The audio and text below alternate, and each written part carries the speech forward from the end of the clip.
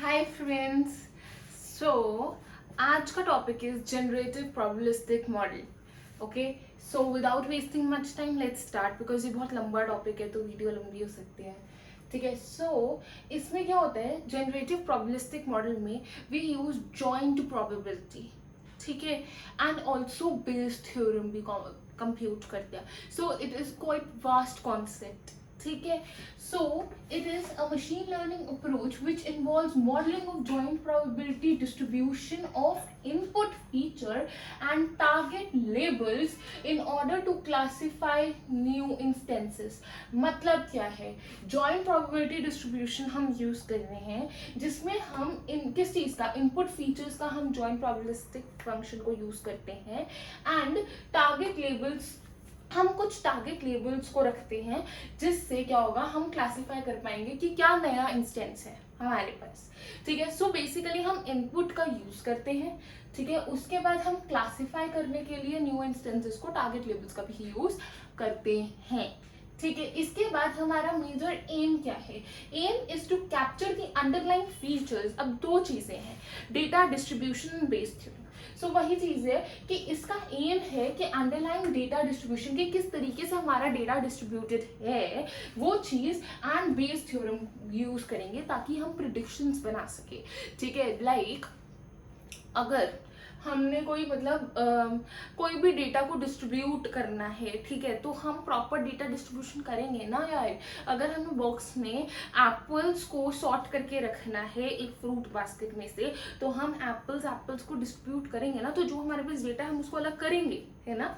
इसी तरीके से हम फिर उसके बाद अब हमें प्रिडिक्शंस बनानी। प्रिडिक्शंस कैसे होंगी, प्रोबेबिलिटी का यूज करके। Probability means a concept of Bayes, Bayes theorem is a concept of probability. So हमने वही चीज यूज करी। अब इसके कुछ स्टेप्स, ठीक है। सबसे पहला is modelling joint probability distribution. अब इसमें है क्या, इसमें ना जैसे मैंने लिखा है ना जॉइंट प्रोबेबिलिटी डिस्ट्रीब्यूशन, हम उसका यूज करते हैं कैसे। सपोज हमारे पास पी एक्स कॉमा वाई एक जॉइंट डिस्ट्रीब्यूशन है, ठीक है। अब इसमें से x हमारा जो है वो इनपुट फीचर है, y हमारा आउटपुट फीचर है, ठीक है। अब it takes the form of dependent on दो फॉर्म्स डिपेंडेंट है, एक डेटा पे दूसरे अजम्पशंस पे, ठीक है। फॉर्म्स ऑन, ये मैंने इसलिए इस तरीके से लिखा है because it becomes easier for us to understand, ठीक है। So take forms dependent on data and assumption about data distribution. आगे जाके जहां डी मिले समझ आना डेटा डिस्ट्रीब्यूशन है, ठीक है, यहाँ पे आएगा कई जगहों पे, ठीक। अब बेस थ्योरम की बात कर लेते हैं। बेस थ्योरम हमारा इवेंट है, ठीक है। प्रायर नॉलेज यूज होती है, प्रोबेबिलिटी एक तरह से, ठीक है। We use the prior knowledge, ठीक है, of condition that might be related to the new event. For example अगर मैंने वेदर प्रिडिक्ट करना है तो मैं पुराना वेदर, उसमें भी मैं क्या करूंगी, मैं लाइक समर्स का वेदर करना है, मई का, ठीक है। तो देयर आर टू प्रोबेबिलिटीज। मैं कैसे कैसे कर सकती हूँ, या तो I will calculate previous 5 years का मई में कैसा डेटा जा रहा है, ठीक है। ऑल्सो मैं इस ईयर के मई के सारे रिकॉर्ड्स को चेक करूंगी कि what is the probability of may be temperature rising to 40 degrees, ठीक है। अगर वो 30-35 के बीच में रह रहा है तो वो नेक्स्ट डे 40 एकदम से नहीं होगा, ठीक है। इस तरीके से दे मेक प्रिडिक्शंस। अब हाउ इज इट डन, ठीक है, ये बाद में आता है। मैं पहले ये वाला कॉन्सेप्ट बता देती हूँ। लुक गाइस, बेस थ्योरम ना 12th में भी पढ़ी होगी आप लोगों ने, कॉलेज में भी पढ़ी होगी, तो बहुत इजी रहेगा। तो मैं बहुत बेसिक बता रही हूँ इन केस अगर आप भूल गए हो तो। सो अगर हमने probability of h upon e किया तो मतलब कितने बार h एंड e हमारे उसमें आया, and upon number of times e हमारे पास रहा। अगर सिंपली बताऊं तो जो ऊपर है वो दोनों इकट्ठे हो जाएंगे और जो नीचे यहाँ पे आ रहा है वो हमारा डिनोमिनेटर में बन जाएगा, ठीक है। ये रट्टे वाले लोगों के लिए, और जिनको समझना है वो ये समझ लो कि नंबर ऑफ टाइम्स हमारा h एंड e इकट्ठे आता है अपॉन में हमारा number of times of e occurring in that case, ठीक है।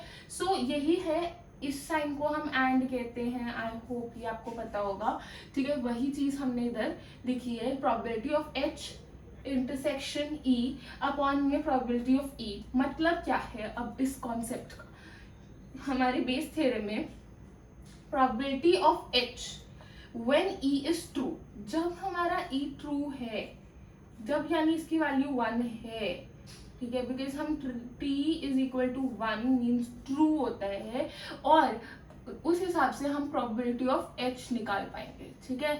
मतलब अब मैं आती हूँ इस पे, हमने अगर कैलकुलेट करना है b upon A with the knowledge of p a upon b, तो कैसे करेंगे हम, तो हम करेंगे p a intersection b is equal to, ये छोटी सी डेरिवेशन है, ठीक है, just to make your answer little lengthy, ठीक है। अब क्या हो रहा है, probability of A intersection B is equal to probability of B upon A, जो यहाँ यूज किया वैसे ही है, डॉट पी बी, ठीक है। सिमिलरली हमने दूसरी प्रोबेबिलिटी निकाली जिसमें बी को ऊपर रखा, तो इसके हिसाब से ए नीचे आ जाएगा। This is 1 and 2, from 1 and 2 हमने क्या किया, हमने probability of B upon A निकाली, कैसे, फॉर्मूला बना के। अब इसमें probability of B upon A हमारा है लाइक्लीहुड, ये हमारा है प्रोस्टीरियर, यानी probability of A when B is true, ये वाली चीज इज प्रायर प्रोबेबिलिटी। यहाँ पे हमने देखा, हम प्रायर नॉलेज को देख के चल रहे हैं, वही आ गया हमारा प्रायर प्रोबेबिलिटी। अब हमारे पास आता है ये वाली चीज, ये क्या है, ये हमारा है प्रोबेबिलिटी ऑफ एविडेंस। अब क्लासिफिकेशन की बात करते हैं इधर, ये हमारा थर्ड स्टेप है क्लासिफिकेशन, जिसमें once posterior are computed for each class the model predicts increase in posterior predictions, ठीक है। उसके बाद पोस्टीरियर प्रोबेबिलिटी, उसके बाद हमारे पास बाइनरी क्लासिफिकेशन भी होती है, जो कि इन्वॉल्व करती है p is y is equal to 1 upon x, या ये बेसिकली ट्रू एंड फॉल्स, ठीक है, and assign class with higher probability. इसी तरीके से हर चीज के प्रोज एंड कॉन्स होते हैं, इसमें भी है कि ये हमारा मोर कॉम्प्रिहेंसिवली डेटा यूज करता है, ठीक है, अंडरलाइन डेटा को कैप्चर करता है, ठीक है, सिमिलरली हैंडल करता है हमारा मिसिंग डेटा, और काफी कुछ इनकॉर्पोरेट कर लेता है हमारे डी इज डेटा डिस्ट्रीब्यूशन, ठीक है। अब हम डिसएडवांटेज की बात करते हैं, क्योंकि यहाँ पे बहुत स्ट्रॉन्ग अजम्पशन है, तो देर आर चांसेस ना कि 0.5 कि नहीं भी तो होगा ऐसा। अब सपोज मैं कहते नहीं है कि इंडिया में वेदर रिपोर्ट इज सो मतलब बैकवर्ड, मतलब पुराना जमाने की, ठीक है, कि इफ दे आर प्रिडिक्टिंग कि आज बारिश होगी, तो आज पक्का अच्छी धूप निकलेगी, because they make strong predictions, ठीक है, ऐसा हो भी तो सकता है, वो इम्पोर्टेंट पार्ट है। सो सेकेंडली ये बहुत कॉम्प्लेक्स होता है, ठीक है, बिकॉज हम इतना कुछ यूज कर रहे हैं, कहीं ना कहीं अगर एक minute mistake means full process is just zero, ठीक है। उन सब चीज़ों को अवॉइड करने के लिए we have to be more rigorous, we have to be more efficient in working and technologically sound. This completes this topic. Next video would be a crux of all the concepts in 4 or 5 videos that we have done, which includes this decision tree and maybe the previous, I mean roughly if you ask me, तो last 4 or 5 videos का I'll be giving you a very short crux notes, जिससे आप बहुत अच्छे से learn कर सकते हो अपने answers को। And this finishes this video, guys.